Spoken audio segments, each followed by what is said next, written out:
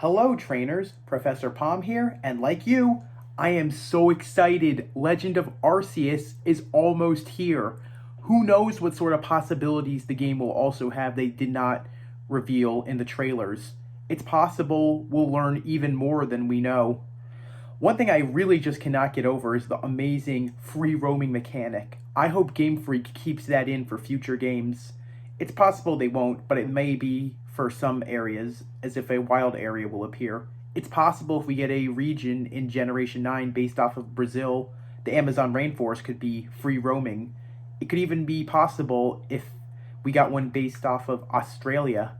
We could visit the outback without any bumps or anything to stop us. One thing I really have to say that I love about the region I cannot get over is the fact that this game is going to be the very first game to show us what the prototype of a Pokeball looks like.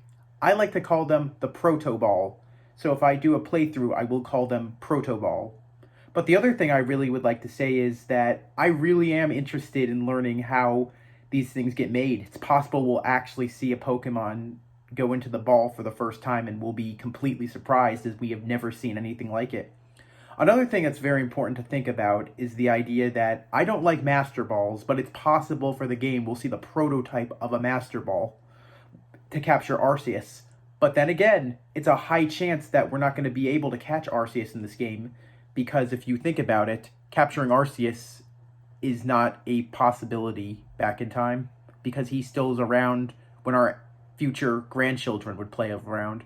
Well, you get what I really would love to say about this game is that I'm really excited to meet the Hisuian Pokemon and the Hisuian forms, but it also makes me sad to think that it's quite possible they all went extinct because this game takes place in ancient times and there's no trace in any other game or any game whatsoever currently with these Pokemon in it.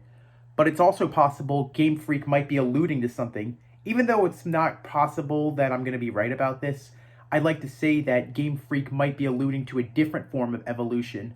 It might be introducing natural selection and the Lamarck theory of evolution.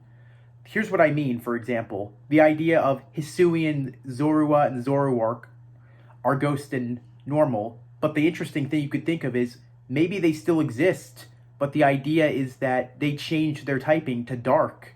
After all the time they were always beaten up by dark, they changed, similar to Lamarck's theory that the idea of genetics would be what changed instead of the idea of the strong survive. It's also possible Hisuian forms did exist, actually. We just didn't know that.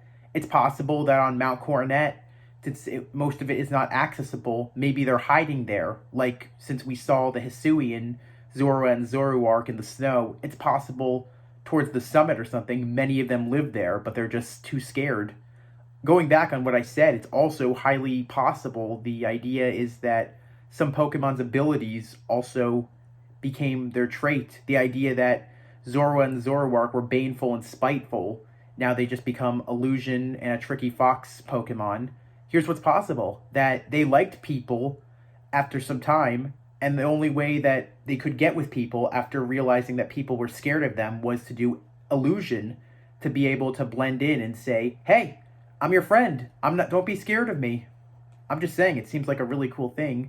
Speaking of Hisuian Braviary, it's possible that over time, as you see in the Pokedex entries, that they get stronger and stronger. It's possible they stopped relying on their psychic powers and decided, hey, I'm going to be headstrong and do what I want with my strength. So eventually, the psychic type faded away. It's possible they still do have psychic powers, but they just choose not to use them.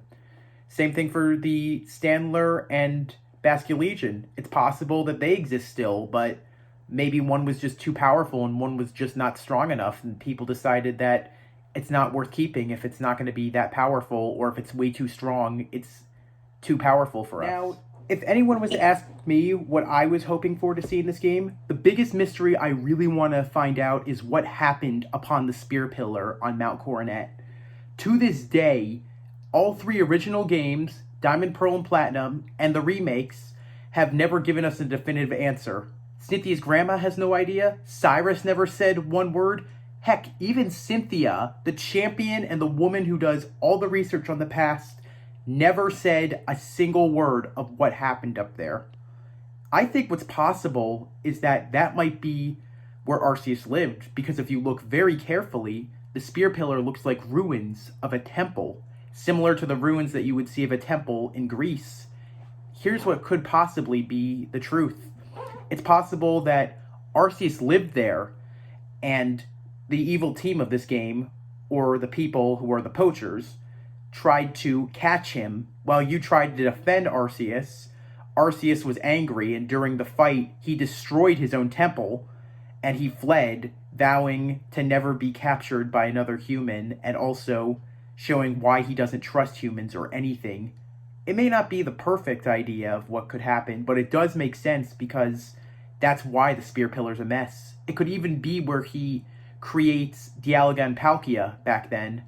Heck, he could even create Giratina there, because I've always wanted to see the god equivalent of Pokemon go against the devil equivalent in Pokemon. Wouldn't that be amazing, seeing Arceus and Giratina fight it out? Who wouldn't want to see that? That would be like the greatest thing that Pokemon could ever do.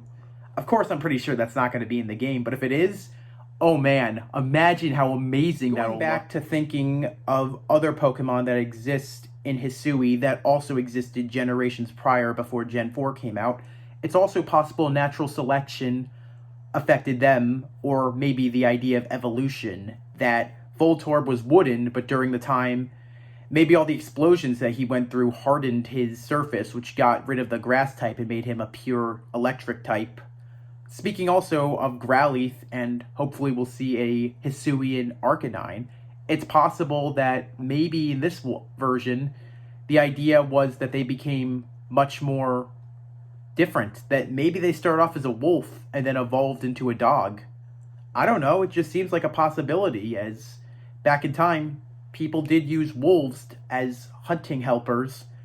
Who knows? We'll probably even get... Well, with all that said, who knows what the game has in store for us? We'll probably have a great time, or maybe it may not be great, but only time will tell. All I want to say now is, as we're at the end, I want to give a huge shout out to a few people. Shout out first to HTTP Koopa for the amazing flying type jersey. Shout out to Ice Lightning Arts for the Mega Lucario necklace. I'll have a few more of these also. Shout out to Topaz Randoms for some props that she'll be giving me in a few videos. And a big shout out to Techrenova for making these amazing shirts that you'll be seeing me wear in other videos.